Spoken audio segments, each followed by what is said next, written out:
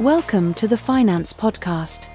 The topic of this episode, Global Tech, Global Opportunity, off-benchmark portfolios curated by technology experts, with Marcel Oldenkott from Bit Capital.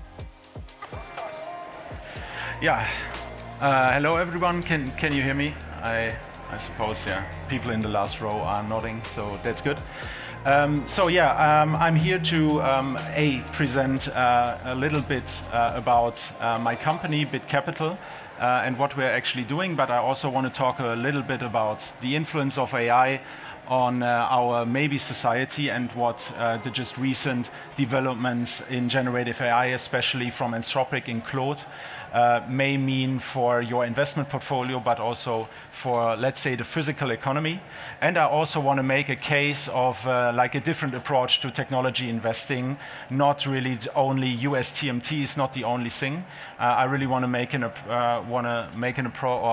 present an approach to really go global. Because there's so much more opportunity than US TMT.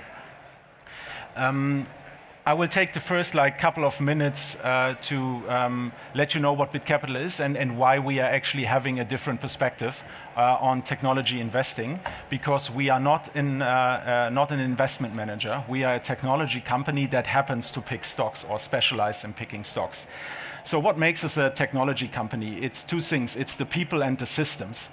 Here you can see a few of the people, so we are now more than 40. We have more than 20 people, like 24 people on the investment side. And why is the investment team so large? Because the investment team consists of both discretionary, fundamental, bottom-up research. So we have analysts, but we also use a lot of data in order to enhance our tactical allocation decision. So part of these 24 people is also quantitative analysts, it's data engineers, it's software engineers. So we have a very broad team across the different functions here. And the difference is also with our fundamental analysts, we normally not hire people from the buy side or the sell side from banks. So we have hardly any people. I'm a bit the exception that have a classical background in economics. I have a CFA. I worked for large institutional money managers or single family offices. Most of the people are more like our founder, Jan Beckers here, or our head of research, Carlos Bielsa, who have a background in tech. So Jan has been one of the most successful technology entrepreneurs in Germany, named the Entrepreneur of the Year in Germany in 2014. So he founded more than 20 companies in the Berlin venture ecosystem. And Carlos, who started with me at Bit Capital in 2019, he has a master's degree in aeronautical engineering, so he's really the literal rocket scientist. And he worked for 10 years at the European Space Agency in charge for parts of the Rosetta mission before he joined Bit Capital. Why are we doing this? So we are hiring people from the technology sector and train them to be analysts for the very same sector. And this is like, you see the stylized iceberg here. So another distinction I want to make is we are not a disruptive technology asset manager. So we are not saying, I know how the world looks like in 10 years, and these will be the 10 biggest companies in 10 years. I buy them now, I close the eyes because I'm very sure I'm right. So we all know that's an approach that made ARK famous, but there are many others. We do care a lot about what happens in between. We are portfolio managers, we have tactical allocation, we have risk management systems, all the things. But we also care about value investing and classical analyst work. So the things you see here above the water surface, on the part of the iceberg you see, that's for us the analyst work. And we are doing this. We have multiple comparisons, we have DCF models, everything that you will find in a sell-side research report, you will also find in our research. But we hire these technology people because we think there's more to evaluation, especially of a technology company, than a DCF model or multiple comparison. These could be like different things, like, for example, sometimes these companies collect very valuable data. So you have undervalued data sources, and in a classic way, trained analysts might not either find this data source or will not be able to really recognize how valuable that is for the company. And one example, a recent example is Reddit. So we started investing in Reddit in 2024 when it was trading around $60. It's now 200 or so. And one of our theses, which we derived out of our use of AI in our technical team, was that Reddit will in two ways be valuable for foundational models from Anthropic AI, because they basically read the internet. So the next marginal newly generated piece of data is way more valuable in the future than it was in the past. And the other thing is that the way that generative AI looks at information, we came to the conclusion that in the inference, so in the actual answering the prompt, the question you are typing into ChatGPT, it will refer a lot to Reddit. So, and these are both things that actually came true. So by now they have contracts with Anthropic and OpenAI, where Anthropic and OpenAI buy anonymized user data from them to train their models. And they also, and if you have just recently tried any ChatGPT or any other chatbot, you will find in the sources quite often Reddit. So both came true, and this was part of the thesis, and this was discovered through our technology view on the company and not through the classical analyst view. Yeah. So that's the first part, which makes us a technology company. It's actually technologists working at a company. The next thing is the systems and the data. So this is basically right from the beginning, we have been building our data infrastructure. And here, I also want to make an important distinction. We are not gathering any kind of like time series data, and we don't have any pattern recognition algorithms that will say us this stock will now trade into this or that direction with a holding period of 1 hour to 1 day or whatever. So we are not competing with the likes of Citadel or D.E. Shaw. What we mean by data is real world data. And this is an idea that Jan brought from his entrepreneurial time, where he founded first a lot of advertisement technology companies and later financial technology companies. And he recognized that all the customer transactions these companies had left traces in the internet, which you could find, yeah, but nearly no one was recognizing it and using it in a systematic way. So we started like already 6 years ago. I told you, but large part of the investment team here, 10 people, are just focused on data engineering, finding the data, manipulating it, doing quantitative stochastic analysis on it to enhance our decision making. And we also use AI a lot. By now, we are processing more than 500 million tokens within our systems ourselves here.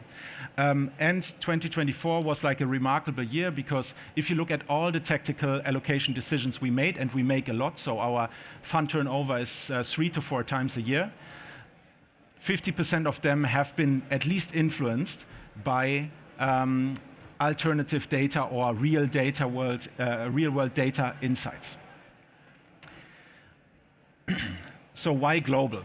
We are global technology fund, global technology asset manager, looking across the whole world, because there, as I said, there's more to technology investing than just US TMT. There are interesting technology hubs all around the world, which brought up local champions, global champions, which you can invest in. And here you see a map with a few of them.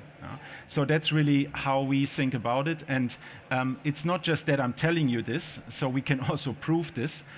We have a fund, I will share a few details later, but we have a fund that runs since 2019. And here you can see the performance contribution broken down by the different regions where the companies make their business, not just their headquarters, where they make their business. And you can see that around half of the performance we generated over these 7-year time frame came from the US, but 50% came from the rest of the world. You cannot come around to US, of course. Yeah? That's clear. But there are always chances and opportunities in other places, and we take a global view to find them. And the next thing, and this is also where we have a different view, for us is TMT or technology. It's not a sector label in that sense of a gig sector or whatever you can find. For us, it's like a function that is spanning across all industries. So when you will look into our portfolios, you will find some TMT in a standard sector breakdown, but you will find a lot of other things as well. And here you have the same graph or the same information, our historical track record, and where we actually got this contribution from. And you can see, of course, the major part came from TMT, but there is also a large part from consumer, and we even have financial services or industrials. So the way we think about technology is we are looking sector agnostic at all different companies that could have or have a advanced technology stack which leads to a competitive advantage. And if we are able to analyze this and come to the conclusion that we think this competitive advantage will endure, then we will invest into this company no matter what the industry is. So we have insurance companies in our portfolio currently, we have a healthcare company in our portfolio. So we are really sector agnostic because we think technology as a broad function spanning the industries. And this is very much to be differentiated also from what normally the people do, and especially also the large technology funds that you can find from all the large asset managers. They are very close to the benchmark, which means by now they are fully loaded with Magnificent Seven stocks for the last couple of years. Here you can see the example of the Nasdaq 100 on the right-hand side, where this dominance of Magnificent Seven in 2023 was even so large that they had this historical rebalancing that only happened, like I think twice since the Nasdaq 100 was basically incepted, which brought the Magnificent Seven dominance a bit down. But that's basically where everyone is in, either knowingly by buying one of the large technology funds from, I don't know, Fidelity, Threadneedle, BlackRock, you name it. And also with passive investments, because people have Nasdaq 100 ETFs, they have S&P 500 ETFs, 34% Magnificent Seven. They have MSCI World ETFs, 23% Magnificent Seven, more than 30% or 35% US TMT. So like everyone is already in that play, which was a good thing in 2023, 2024. But in 2025, there was a large dispersion. And you could see that only 2 of the Magnificent Seven actually were able to outperform the Nasdaq 100. So this is euro numbers, so not that you are wondering if you have other numbers in your head. But basically, only 2 outperformed, and you even got a negative performance in euro from a few of the darlings, especially Amazon, in 2025. So now we are really in a situation where okay, I just buy Magnificent Seven. I mean, it's still a good idea. It's good companies, especially in that very moment. But there will be times or time frames where this is not the best idea, and this is where active management can really make a difference. So what are the opportunities and risks we are looking at as active stock selectors in 2026? And there was one remarkable moment in 2022 when ChatGPT-3 was published. We had this iPhone moment, as we coined it, and many others afterwards as well, for generative AI. So we were looking at AI for a very long time, and we were always using it in the classical sense of machine learning. So a lot of our data models and quantitative analytics of the data sets we're having is relying on AI. We do a lot of machine learning. And we also saw that generative AI had some potential, but it was never good enough, and there was never like a very good idea for a surface that really made it available to the consumer and gave it this iPhone moment. And this we had in 2022, and we just recently in 2026 we had one from our point of view, there was the same moment, the iPhone moment for agentic AI, and this was especially through Claude Cowork, and Claude Skills. For those who don't know what I'm talking about, it's basically a newly developed, let's say, functionality of the large language model from Anthropic, Claude Sonnet. And it's not a newly trained model or something very different. They just used it in another way and really enhanced it. And this has profound implications from our point of view of what is going to happen in global technology stocks, but on the whole stock market for the next 1 to 2 years. So in order to understand the implications, I will take a little bit of time to explain what it's actually doing. So when you were just using these chatbots, what people understood as an agent was a chatbot that was somehow fine-tuned to do a special task. Yeah? So you had a coding agent, yeah, that helped you write computer code. You had a marketing agent or so, which was somehow trained to help you text or set up marketing messages or enhance the emails you are sending to customers or whatever. Yeah? And these were all, like, let's say, separated from each other. They were not sharing their knowledge. Let's speak. They had no memory. That was the first thing. They were not sharing their knowledge. What Claude Code or Claude Cowork did with these skills is that they actually created a memory which is simultaneously a fine-tuning layer. So they can have a common memory, which is either a global one where everyone is sharing in it in a kind of open source way, or it can be very company specific or specific to yourself. And these are all then built in these skills, and Claude it's quote unquote just a coding agent, but all the skills, everything that you are doing is basically, when it's digital, there is some computer code behind it, and the coding agent can understand it and it can call tools with it. So it just you don't see it on the graphical user interface because it's not needed. It's in the back part of your system where it's doing the things. And here is a simple example. From our marketing team or from our distribution team. So what we basically did is we gave Claude Code access to different data sources that are either ones that we pay, like Bloomberg or Refinitiv, or to internal data sources, like in Snowflake, we have stored our internal data for some research purposes. It could be Salesforce or any other CRM system.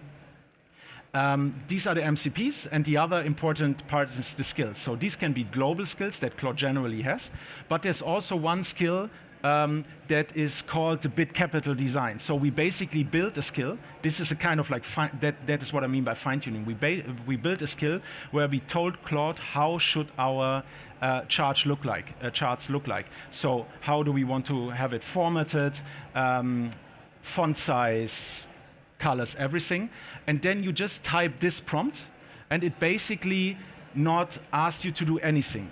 It calls the API of Bloomberg, it fetches the data, it brings them in an order, and then it fetches the information from the skills and knows, okay, these numbers that are just fetched from Bloomberg from the return on invested capital here, I need to bring them with the primary brand color here and the font size there, and then basically you have this prompt, and like a couple of seconds later you have this chart.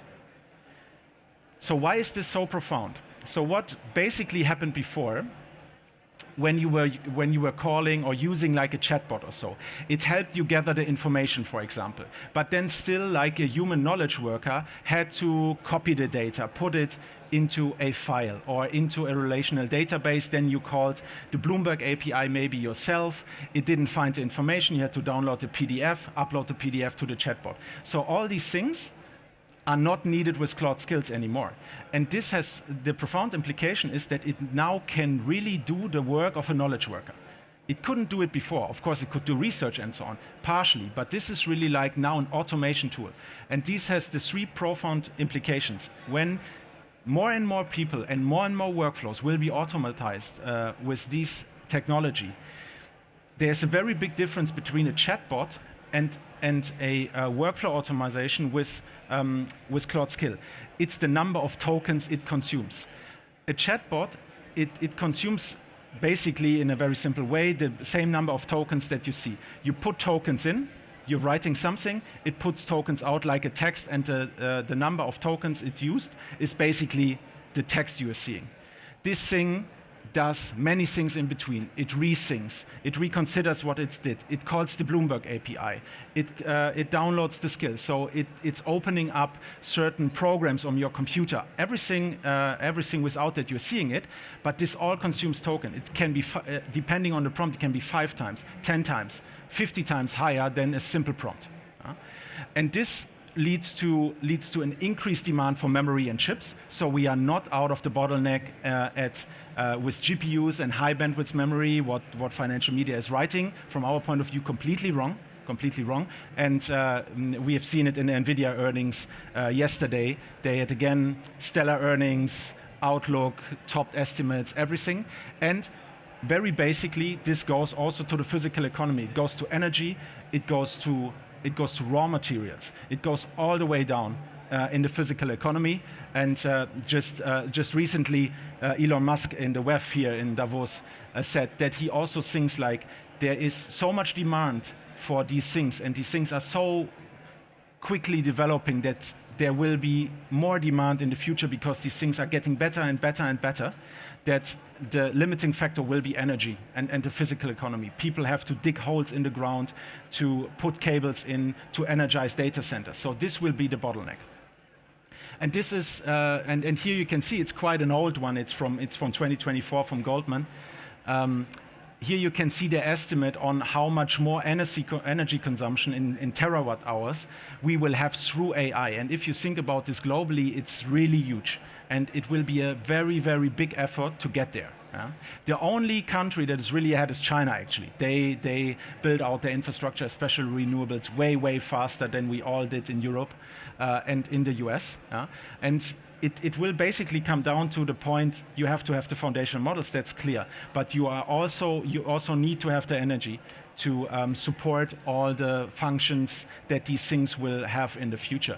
And one important thing is that all the models that we are seeing, either if you're using Gemini 3 or also this Claude Skill model or Claude Cowork, they are all models that have been trained on the old infrastructure. The new infrastructure, the Grace Blackwell infrastructure, has been delivered last year, so the very large chip clusters that have only been going online late last year, and the new models like Grok and ChatGPT 6 or so are trained on these right now, and then they will hit the market this year, and we are very sure that they will show another step change in capabilities compared to the current models we are using.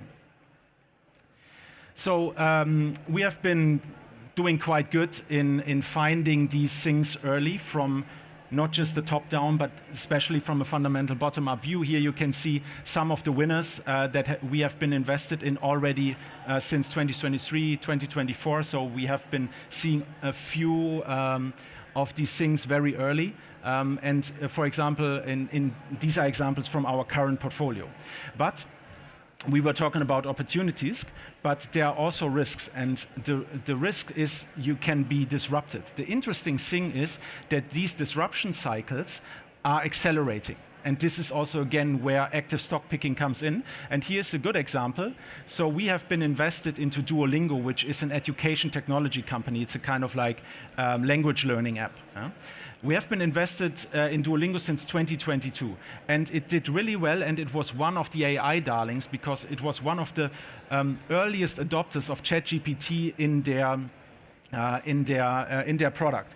What they did is basically they had the problem when people were learning the language and they were using it very frequently, they would only come to a certain point because if you want to be more proficient in the language, you need a tutor or something, someone who explains you your mistake at a certain point, which they were not able to deliver without a generative AI.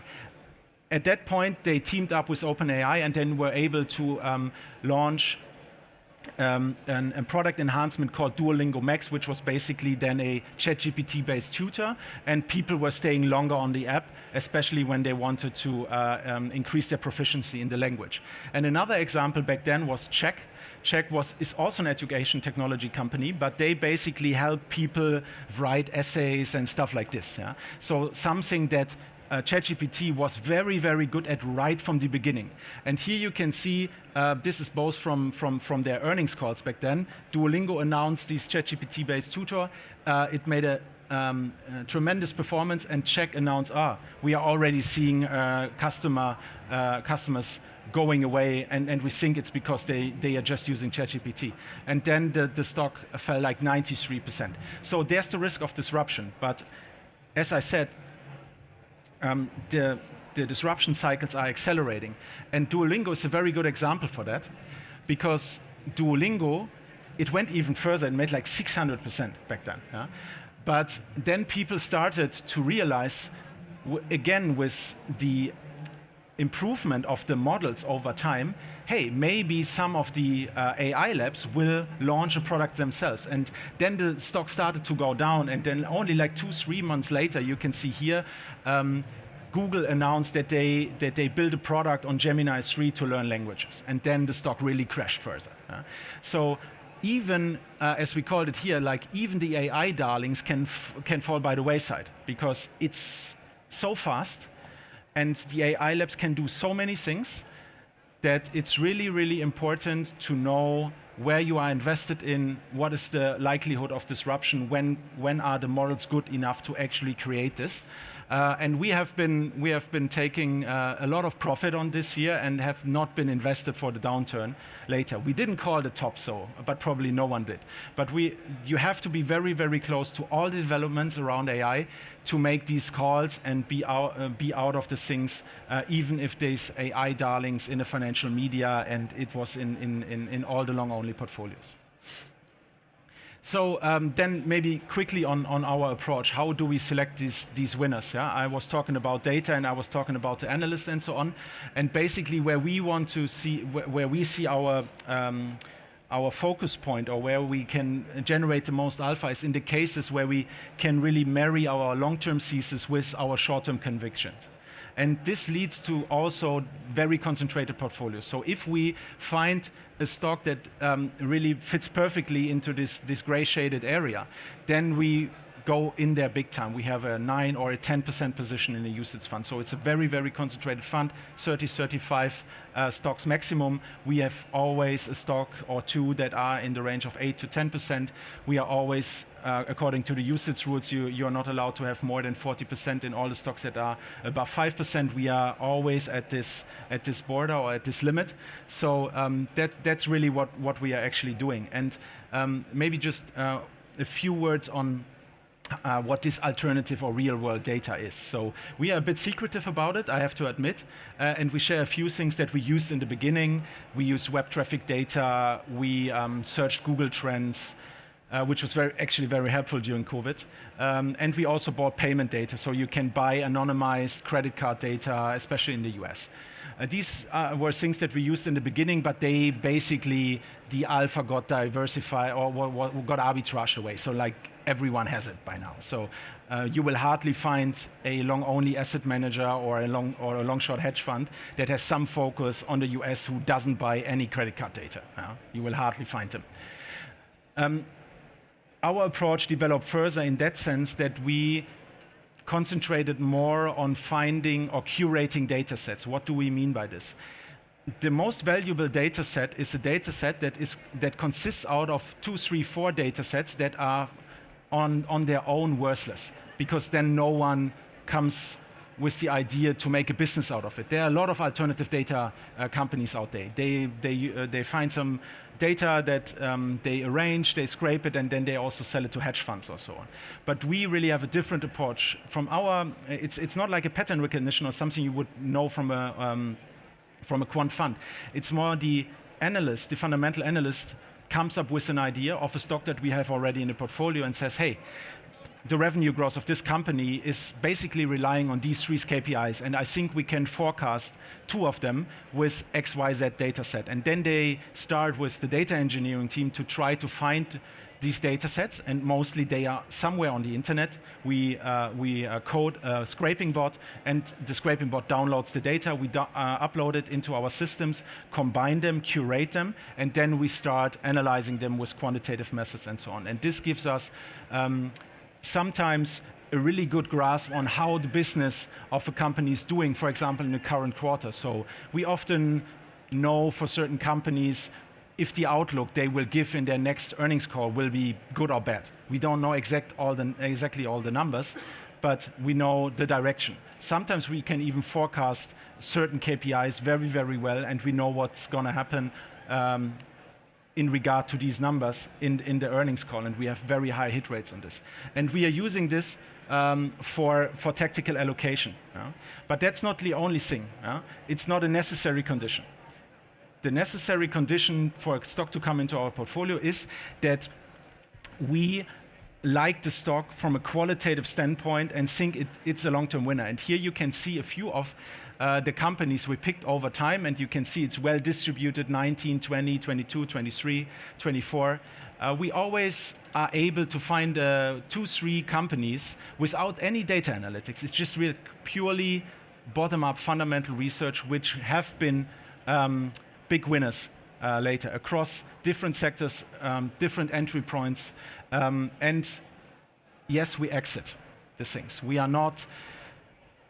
are very, let's say, valuation sensitive. We even programmed our own software for which permanently checks valuations between the stocks we have in the portfolio, between the stocks we have on our long list, to their own history, you name it. And it gives alerts when it thinks, so it's a generative AI model. It thinks, that's overvalued, or maybe there's a better opportunity. Maybe you should consider selling this and buying that. That's really what we are doing. And this is the smaller part of our turnover, 3 to 4 times a year. The larger part is this tactical allocation that we are doing based on the, I wouldn't call it signals, I call it insights we get from our data analytics. Here you can see just what I referenced to earlier. Sector agnostic. Here you can see the sector allocation of our top 10 of our fund and the top 10 holdings as of the 31st of January. And you can see there is information technology and communication service. It's in there, but it's also industrials, it's financials. So it's really, you can see also right now the sector, the broad sector view that we are having. And on the top 10, you can see it's a mix of infrastructure winners like NVIDIA, like TSMC. So we tend to invest in companies that have a market capitalization of 5 to 100 billion. But here we are also agnostic. If we think like an Alphabet or an NVIDIA is good enough to fit into our portfolio, we also buy a Magnificent 7 stock or any other mega cap that we think makes sense here. And here you can see this leads to this differentiated approach leads also to the differentiated track record. And here you can see the correlation of our flagship UCITS fund in comparison to large technology funds and passive index ETFs. And you can see it's like another asset class. It has 0.5 correlation to these things. So it's really a differentiated approach, and it's not the next technology fund. It's really something else. And this differentiated approach also led to, I would say, like a decent performance since we are doing this. So we analyzed 35% in the UCITS, nearly 40% in our special AIF we have in Luxembourg. And that's basically the end of the presentation. Thanks for the attention. Yeah. Finally, the mandatory risk warning. The content of this episode is for general information only and is not a recommendation to buy or sell any financial products. All information is supplied without guarantee, and this is not an investment advisory. New episodes are released every Tuesday and Thursday.